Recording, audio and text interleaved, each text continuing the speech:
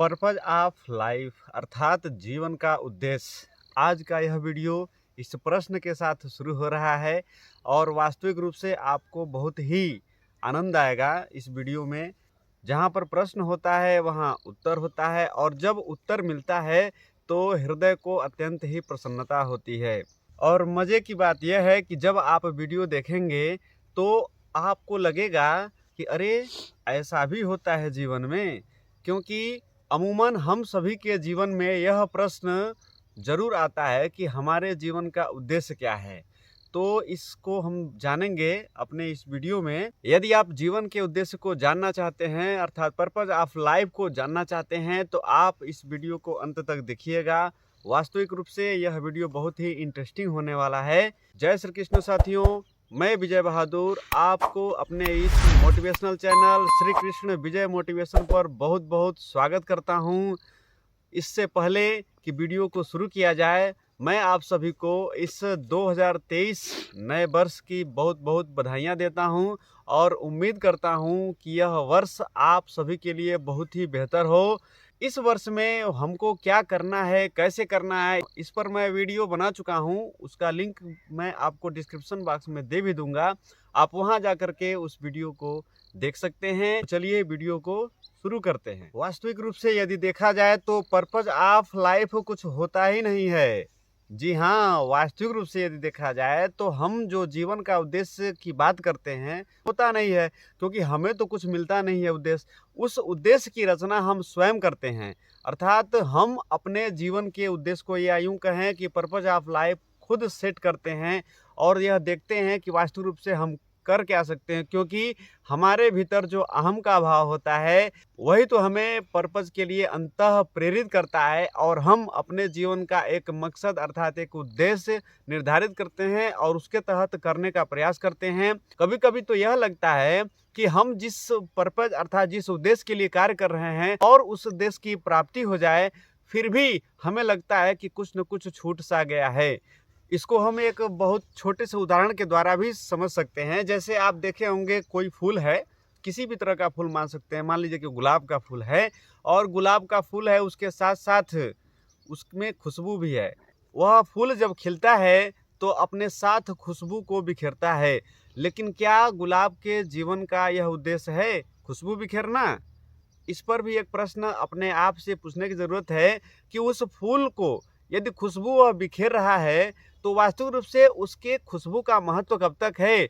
जब तक कि हम उसके पास जाएं और उसे हम महसूस करें और हम उसकी तारीफ करें। क्या हम जब तारीफ करते हैं तभी वह फूल खुशबू देगा? हम वहाँ न जाएं या हम उसकी तारीफ न करें तो क्या वह फूल खुशबू नहीं देगा?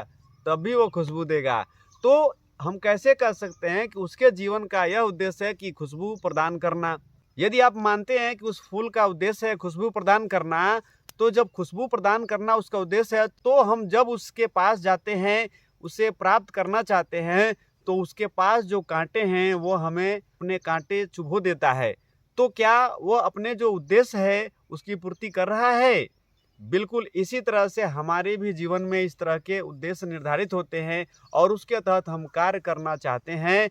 फिर कभी कभी जब हमारे सामने कोई समस्याएं आती हैं, कुछ भी दिक्कतें आती हैं, तो उसके बाद से हमें यह लगता है कि फला व्यक्ति के कारण या फला वस्तु के कारण या फला परिस्थिति के कारण ही हमारे सामने दिक्कत हुआ, तो हम उसके ओर रिएक्ट करते हैं या उसके ओर अपने आप को उन्मुख कर लेते हैं और अपने आप को उधर मोड़ लेते हैं। तो जब हम उधर अपने आप को मोड़ लेते हैं तो फिर हम अपने जो ट्रैक है अर्थात जो हमारा रास्ता है उससे विचलित हो जाते हैं और समझ नहीं पाते हैं कि वास्तविक रूप से अब हम कैसे जिएं। जिंदगी महत्वपूर्ण है। आप तो बस यह जानते हैं कि हम जो जी रहे हैं वह जीवन है। तो क्या हम जो जी रहे हैं वह जीवन है? नहीं, सिर्फ वह जीवन नहीं है बल्कि वह जीवन का एक माहौल है और उस माहौल में हम अपने आप को स्थापित करते हैं और उसके हिसाब से चलने का प्रयास करते हैं। वह जीवन नहीं है, जीवन तो उससे भी बड़ा है। और हम अपने जीवन में समय समय पर पर्पज ऑफ लाइफ अर्थात जीवन के उद्देश्य को सेट करते रहते हैं। जैसे यदि हम बच्चे थे तो हमारे जीवन का कोई उद्देश्य समझ में नहीं आता था। लेकिन जैसे ही हम बड़े हुए और हमें ऐसा लगा कि हमें एक जॉब चाहिए, अर्थात एक सर्विस चाहिए, या ये कहें कि हमें एक बिजनेस चाहिए, और हम उसके तहत अपना कार्य करना शुरू कर देते हैं। फिर धीरे धीरे हम अपने उस कार्य में सफल हो जाते हैं और बेहतर करने लगते हैं, सर्विस भी पा गए या हमारा बिजनेस स्थापित हो गया। उसके बाद से क्या रहता है कि भाई हमको शादी करना चाहिए। फिर हम शादी करते हैं। शादी करने के बाद से हमारा उद्देश्य क्या निर्धारित होता है कि बच्चे होने चाहिए। उसके बाद से उन बच्चों की परवरिश करना है। फिर जैसे जैसे एक एक कार्य बीतते जाते हैं, उसके बाद से हमारे जीवन के उद्देश्य बदलते जाते हैं। पहले तो हमें अपने जीवन को जानना जरूरी है। जब हम अपने जीवन को जानना शुरू कर देंगे, उसके बाद से हमें जीवन के उद्देश्य भी धीरे धीरे पता होते चले जाएंगे। हम अपने चारों तरफ एक जाल बना दिए हैं, और उस जाल की आवश्यकता हमें क्यों पड़ी? क्योंकि हमें ऐसा लगता है कि हम सुरक्षित नहीं हैं, और अपने आप को सुरक्षित रखने के लिए एक दीवार का निर्माण करते हैं। एक ऐसी दीवार जो वास्तविक रूप से होती है लेकिन दिखती नहीं है, और उस दीवार के चारों तरफ हमको ऐसा लगता है कि हम सुरक्षित हैं, या यूं कहें कि हमें किसी प्रकार का कोई भय नहीं रहता है।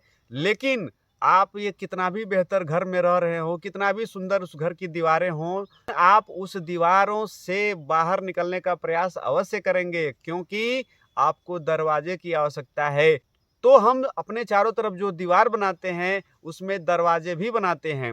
या यूं कहें कि यदि हमारे जीवन में किसी भी तरह की परिस्थितियां हैं, चाहे अच्छी हो या बुरी हो, यदि हमें चारों ओर से घेर ली हैं, तो उससे हम निकल भी सकते हैं, अर्थात निकलने का मार्ग भी है। तो आप यह नहीं कह सकते हैं कि वास्तविक रूप से मैं क्या करूं, मैं इससे कैसे निकलूं। इस पर्पज को जानने के लिए चलिए हम कल्पना की दुनिया में चलते हैं।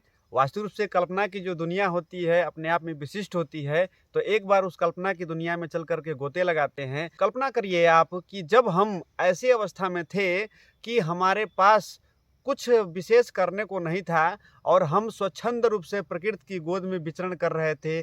चारों तरफ कितना सुरम्य वातावरण था, उस सुरम्य वातावरण में हम विचरण कर रहे हैं, और हमें किसी प्रकार के किसी भी उद्देश्य में पढ़ने की आवश्यकता नहीं है, और हम किस तरह से अपना भ्रमण कर रहे हैं और कितना आनंदित हो रहे हैं।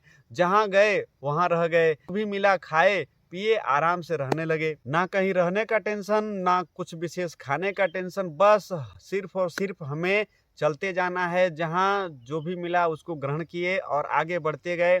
धीरे धीरे क्या हुआ कि हम कहीं एक जगह टिक करके रहने लगे, और टिक करके जैसे ही रहने का विचार मन में आया, तो हमें जीवन का एक मकसद, या यूं कहें कि एक पर्पज नज़र आने लगा, और हमें ऐसा लगा कि हमें टिक करके रहना है, और टिक करके रहने में हमारी समझदारी है, हम आराम से सुरक्षित रह सकते हैं।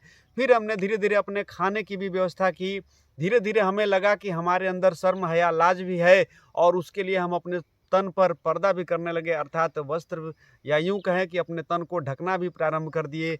फिर उसके बाद से हमारे जीवन में लगा कि हमें कुछ और विशेष भंडारण करना है, तो जो भी खाद्य पदार्थ वगैरह थे उनको हम लोग इकट्ठा भी करना शुरू कर दिए। यह ध्यान रखिए कि ये सारी चीजें आपको बांधने का प्रयास करने लगी, या यूं कहा जाए कि आप उसमें बहते चले गए, और धीरे धीरे समय व्यतीत होता गया, और हम अपने चारों तरफ एक ऐसा जाल बुन दिए कि उस जीवन के पर्पज अर्थात उद्देश्य को ढूंढते ढूंढते आज भी हम इतना विकसित हो गए, हमारे चारों तरफ के सारे वातावरण बदल गए।